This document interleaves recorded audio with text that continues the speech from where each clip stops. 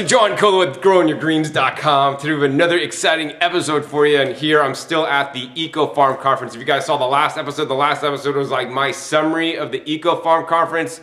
And you know, I went to a lot of different speakers and heard a lot of different presentations. I learned a lot of stuff, but as you guys will know, like I'm not going to be able to interview like many of the speakers here, but there's one that I actually had to corner. I stayed late tonight to do that for you through like a dinner, through an award ceremony, and 3 hours later, I finally got this guy cornered, and we're getting him an interview for you guys because I believe it is so valuable. One of my favorite presentations that I went to this year was this guy's talk. There was like two different speakers, but he by far was a better speaker, conveyed more information, and more importantly, more information that will help me, but also help you guys in your quest for growing food organically. Because, I mean, he's talking about something that I wish I had more information on, but this is what he specialized in. This is Dr. Olkowski, and he has a PhD in entomology from UC Berkeley way back in the day. And I mean, he wrote this book, partly, The Urban House. This is like back, copyright 1977. I think this is out of print. He also has other books on like basically how to garden without using pesticides and all this kind of stuff, right? Even organic pesticides, right? He's not in favor of using organic pesticides, maybe as a last control, because what he's really into is using the beneficials. So anyways, what we're gonna get into in this episode is actually we're gonna explain you guys why it's so important not to just be spraying stuff, even if it is organic, and some tips that you guys can use so that you don't have to spray anything in the first place, and so you could not have bugs in the first place.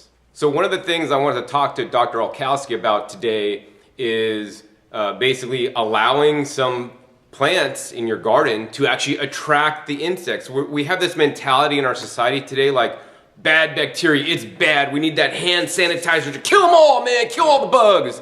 But see, when we're killing the bugs, the bacteria in our hands, we're killing not only the bad bugs, but we're killing the good bugs as well. And you know, nature, he had slides in his presentation today, that nature is in cycles and there's an equilibrium balance. So we need to have the good, we need to have the bad. There needs to be good forces out there, there needs to be bad forces, and they're gonna hopefully balance out, and hopefully the good's gonna overrun the bad. And that's how nature set things up, because if nature didn't set things up so that good always prevailed over the bad, we wouldn't be alive today, right? Then who knows, all the diseases. We'd be covered in bugs. Yeah, we'd be covered in bugs.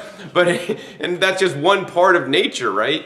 And so, I mean, some of his techniques are like, may sound kind of weird, but hey, we want to like have some plants and just let them grow and let them attract some aphids, but these aphids may not go to your other plants. And then once there are aphids there, what's going to happen is good bugs are going to fly around, because good bugs are out there, and guess what? They want to either eat the bad bugs, they want to like lay eggs in them, they want to do all kind of parasiticize them, I mean, all kinds of crazy stuff. And then then those beneficials are going to transfer over to your vegetables on when the aphids are there. And if you don't ever leave any aphids, you always kill them all, you're never going to have any beneficials. So Dr. Olkowski, do you want to talk more about this kind of concept that I explained? Well, I would like to see people think about seeding in commercially available predators and parasites. See, as a seed, you don't have to spend a lot of time or money on it, but you can leave them in your garden, and they'll find their way or find the food, which is other pests, you know. And so sometimes when you're starting a new garden, it's been so devastated in the environment, there's no food there for the natural enemies. So this would be a way to seed them in. Just buy them from Rincon Vitova or some commercial. So what are some of these things they should seed in, you know, some of these predatory insects? Predatory mites, for instance, would be a good one. And they're cheap. There's two species that are commonly available, especially in greenhouses or indoor environments. But there's others too. There's lacewings. These are sold in the egg stage usually, and you get a sort of a shaker and you shake them out on the plants, and they'll hatch into a sort of an alligator-like thing, maybe a quarter of an inch long, and they'll eat caterpillars, aphids, they'll eat scales, mealybugs, all kinds of things. And so that's a commercially available thing that you can buy a little seed. You can also attract them in with artificial honeydews, which is an interesting idea, but I don't think you need to get too elaborate about it. You can just buy the organisms and put them in, and you'll have them around. You'll see them And the thing to do, you may want to, I used to like to buy these things so I could learn to look at them and identify them, because they're already in your garden probably, or they're gonna be in your garden after you grow something. And be a little more tolerant. You can tolerate some bugs, and that's how you learn. Get a hand lens, 15x, and you learn how to look at the leaves and hold it up to you gotta check the light coming down so you can learn how to look at it. Because when I used to work under the microscope, I could, 60x power was what our working microscopes were like. And you could see a lot of detail, but you can learn to look through the little hand lens for the same kind of detail. What I used to do is learn how everything looked under the big scope, then move to the hand lens. And that's what I used in the field, because you can't carry your microscope out there. And you got to learn what these animals look like. And it's a marvelous experience to see some of these little critters eating some other bugs. And that's a learning experience, and it's your investment in the natural world. And it'll be payoff over time for a better garden with less poison. Wow. Yeah, well said. I mean, I think, so often we think bug, it's bad, let's spray it, right? That's not the answer that nature would have. That's the answer that humans would have. And, if we try to rule over nature, we're bound to fail. We need to just work with nature and live with nature and encourage nature and encourage, different areas of our garden to attract beneficials. Like if you're not growing vegetables, grow some native, grow some flowers that are going to attract these beneficials to your garden or your farm, because they're going to do some of the work for you so that you don't have to spray. If you got beneficials in your garden, they're going to eat all the bad bugs so that you don't have to deal with it, right?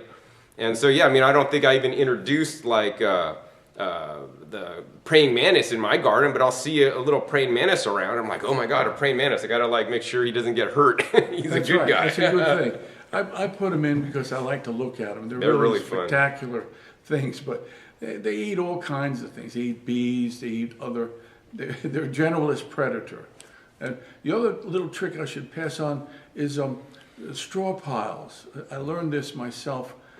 You put a bunch of straw out, maybe 6 to 8 inches high, put a little water on it, and the straw starts decomposing over the next few days or weeks, depending upon the moisture.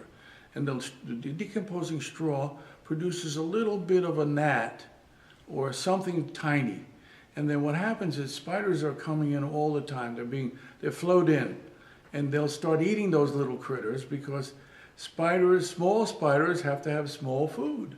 And then they eat each other. The spiders end up being cannibalistic, and you'll see on the top of that pile of straw a big hairy wolf spider. These are spiders that they run across the ground. They don't have webs, and they're powerful predators.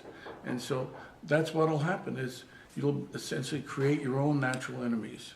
You don't have to buy them, but I'm not against buying them.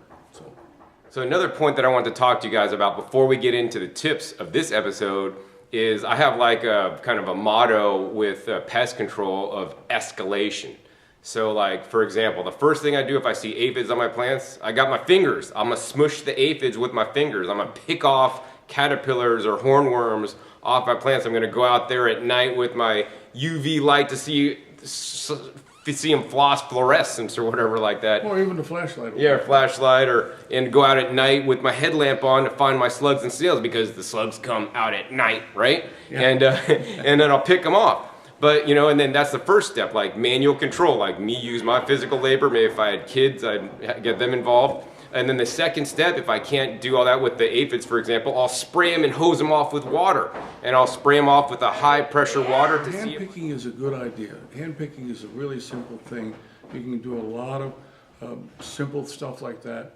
But when the population gets big, you gotta move into other strategies, Yeah, so the next thing I'll do is I'll spray the soap.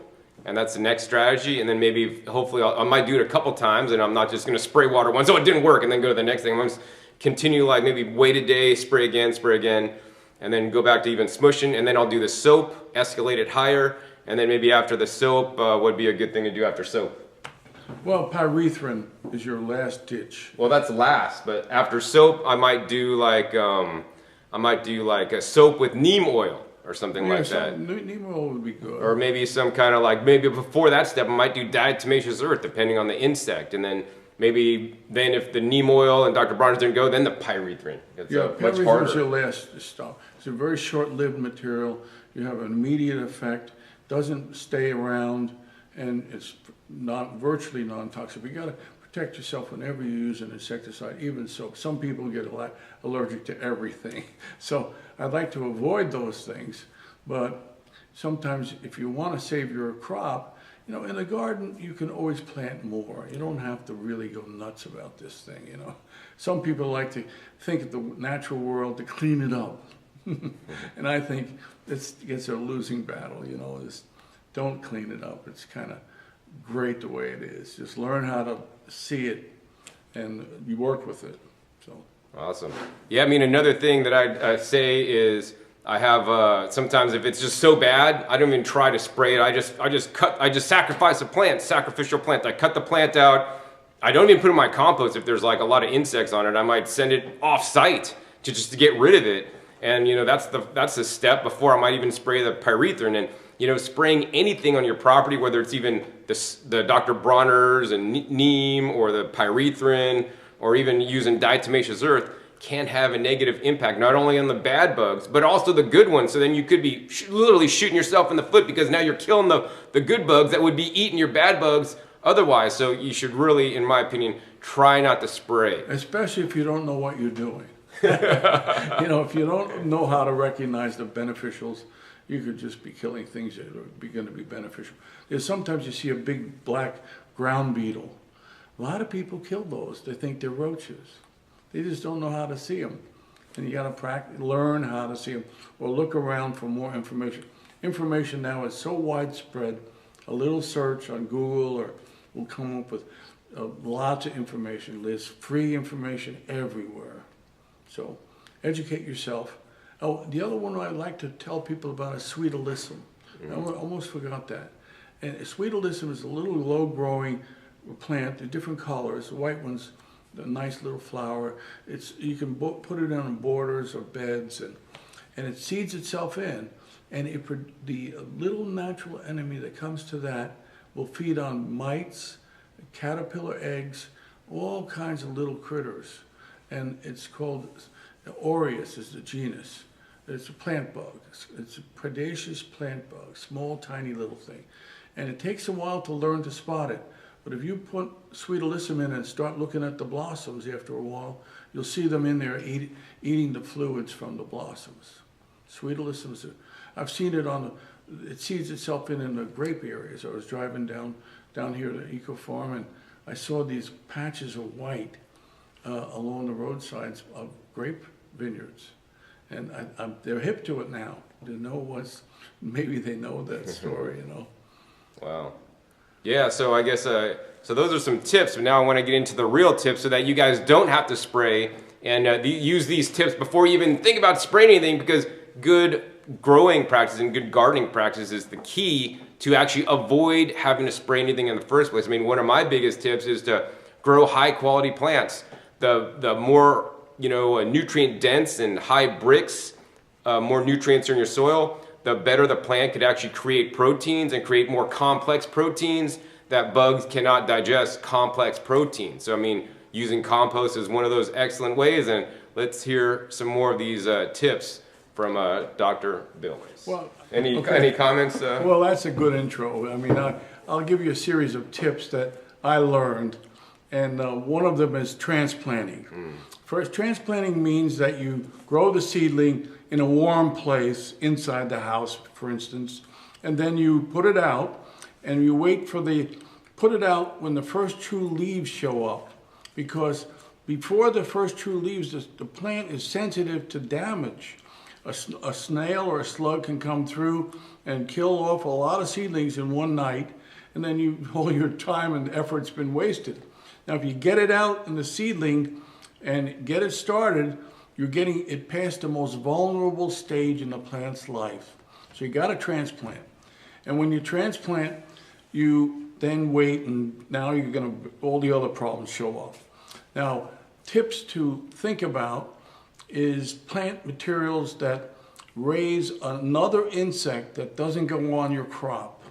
And one of these is anise, fennel, which in my area it's a weed. If it has its own aphid. And the way this works is that aphid doesn't go on your crops. So it has its own natural enemies that come in and eat on the aphid. And when it eats up the aphids on the fennel, it moves over on broccoli aphids or other aphids that are in your garden. So you want to have alternative plant materials that you grow, or as weeds, or even old broccoli plants. You don't have to pull them out when they're finished producing broccoli. Just let them go to seed, and that'll get the pest will stay on it. The pest aphid, particularly broccoli's got a problem with an aphid. So now you can have the natural enemies on that aphid survive and help you with the next crop of broccoli. So those are like little tips you can sort of learn how to use those. And look at your weeds. Look at your weeds, and you get yourself a hand lens and study the insects on those weeds, because sometimes, very likely, the weed has its own pests. And they're not going to go on your crops. They're different kind of animals. There's 5,000 species of aphids. There's all kinds of animals, thrips. They can use the same idea for other plant materials. There's actually catalogs that you can buy. Cornflower Farms, for instance, has a catalog of plants that you can grow that attract beneficial insects. And so that's one of your strategies, is seed them in. And I also recommend compost. Compost changes the fertility, conserves water, and but you got to watch out. Some of the animals like to live in compost. When you go out and look for damage, and you see some damage, you might have to look around for a cutworm. With a little stick go around the plant. If you've seen the seedlings been chewed up, it may be a cutworm, very likely, in fact. So you got to look at the plants that are being damaged to understand who it is that's eating on you. Birds have beak marks in leaves, and you might want to put a screen over those. And let's see what I can think of other things. Snail barriers. You have the copper strips. You can buy those, or you can use electrical. Apparently you said. Yeah, the electrical fences for slugs, basically, and the iron. The sluggo is a ferrous ammonium sulfate is a bait for slugs and snails. It degrades into a fertilizer, and so that's not a really bad slugicide, I guess you call it. The one that metaldehyde is the bad one, because the dogs can eat it and die. So I always avoid the metaldehyde. And then you can even put rings, cardboard rings around your seedlings. And they're sort of a semi-permeable barrier. The slugs will go along, or the snails will come along and hit the little cardboard barrier. So it's like a little circle of cardboard, like a little wall, like you're making a fort for your plant. Yeah, they can climb over it, but likely not, So it's just a strategy. It's cheap and it's easy and it's something to do. Now, the other idea I had that might be useful to many people is let the seedlings, let some of your plants go to seed. Carrots, chard is a good one. And you have these chard stalks grow up and seeds spew all over the place. So the little seedlings that come up, when you want to plant something else in that spot, you pull the seedling up and you have a salad with those little guys. And that helps take up the niches for weeds. And so everything else you can handle mostly by hand, if you've got a small enough space. And you can also tolerate a lot of damage. Plant extra. If you have a pest problem that's really chronic, it's going to show up every year, plant extra, don't worry about it, give it away, so it gets destroyed. You're not on a production farm, you can tolerate things. Fact is, most gardeners are always busy giving away their extra tomatoes and stuff, so don't worry about it. So I think that's a few little tips that might open up things for you. There's other things. In my area in Southern California, we have lizards in our garden. And the lizards eat ants. And I always like to keep the ant population down, because ants don't like water. They like to protect their colonies from moisture because they live in the soil. So you can flood ants out and discourage them from being in that area. And ants protect aphids. And so you want to keep the ant population down and discourage, get them to move away from your plants. So you can also trap slugs and snails by upside down flower pots. They love to go into that terracotta kind of thing. So I used to pick them, just put the pots out, turn them over. If there's a snail or slug in it, crush it, and that'll attract the next slug or snail. So you can build traps like that are very simple. And you just leave the flower pots here and there. What else I can think of? We have anything on that list? We have a list. We were going to try and work off an outline of barriers you can use for gophers and vertebrates that may come in. Rabbits, squirrels. We used to have ground squirrel problems. I used to put each particular fruit, like a squash, I used to build a little cage for, so the squirrels wouldn't eat it. You know, the damn squirrels would come in and eat my squash and take a big chunk out of it, you know. And so I like to do that. And the other thing, in our area, we had a lot of snakes, rattlesnakes. And so I made sure my plants were high so I could look under them, so I wouldn't be surprised by finding a rattlesnake in my garden, which is not the greatest thing to find, you know, especially when they're real close. What about planting flowers? Oh, flowers, I'm glad you reminded me of that. Flowers, beneficial insects eat nectar. And so that gives them some more life, and they'll stay in your garden. So diversify your garden with, got extra space somewhere, put some flowers in. Nasturtiums are good. Everybody likes nasturtiums. They're easy, they're cheap. And they're edible. And they're edible too. That's the other thing that's kind of fun. You can plant things like that. And what else? Extra floral nectaries. Anise is another one that's got extra floral nectaries. And they feed, they're honeydew. It's essentially a sweetener from the plant that feeds the beneficial insects. So the other thing is just tolerate some pests. It's not the end of the world, and you learn what the animal looks like, how to identify it again, and you watch for natural enemies in on those exotic aphids or something, whatever, on your broccoli. Just watch them, and you'll see that you'll learn to identify the natural enemies that are killing the aphid, and that's something to learn about. So how's that for a few little tips? That's great. So, I mean, I wish you were here to get all his tips at his talk. I mean, I'm going to share with some of you guys his tips in my last episode. But he also wrote a book on this. Unfortunately, the book is out of print, but still available on Amazon. So what's this book that I wish it was still in print, because this is what everybody needs to learn about growing organically, is not just picking up an organic spray, but the steps to do before you even pick up the spray. Well, you can look on Amazon for Olkowski, my last name. And there's a book I reprinted now, and that my wife and I wrote back in the 1970s, called The City People's Book of Raising Food. And it has a nice little chapter on soils, plant nutrition, some composting tips, and it's written in a very nice style. And we used to sell it for $5 or something. I don't know what Amazon's selling it for now, but it was a nice readable book. There are some really thick, heavy books that I've written. One is called Common Sense Pest Control. Yeah, that one. It gives you it's a 700-page book, which we used to joke that we want to control the insects, you drop the book on them.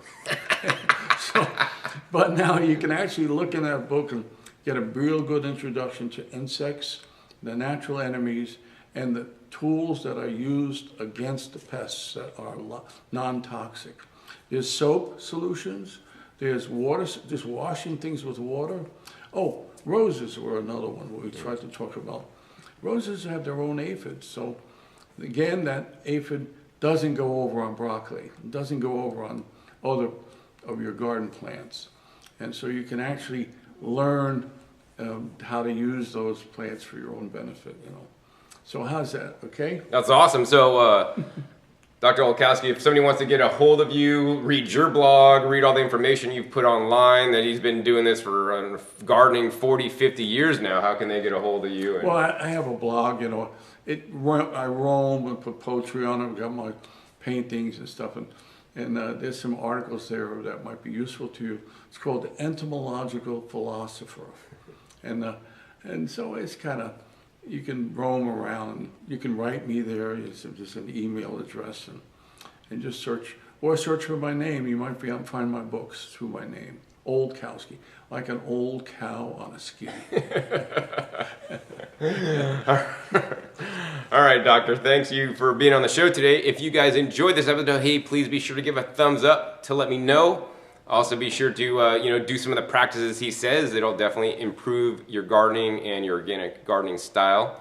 Also, be sure to click that subscribe button right down below, because the next episode, also with Dr. Olkowski, is one more about basically using good bugs to kill the bad bugs so that you don't have to.